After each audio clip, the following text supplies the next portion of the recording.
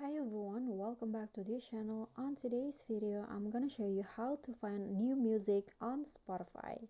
So if you are a Spotify user, you can actually just do this thing. So if you open your Spotify at the homepage, you can see there are like options provided by Spotify here, the hot hits, which mean that this is what hot right now, and you can find a new music here or what is now in trending on Spotify.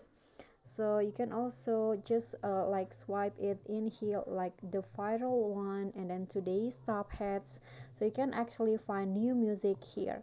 But you can also use the search feature here to find what you want, the songs that you want. For example, I want to find a song like this. You can insert the artist names, or you can also uh, search for the title of the song like this, and then you can just explore. Okay, so that's all for me. I hope you find this video helpful. So don't forget to click on thanks, like this video, comment, and also subscribe if you haven't done that. I'll see you all on the next tutorial. Bye.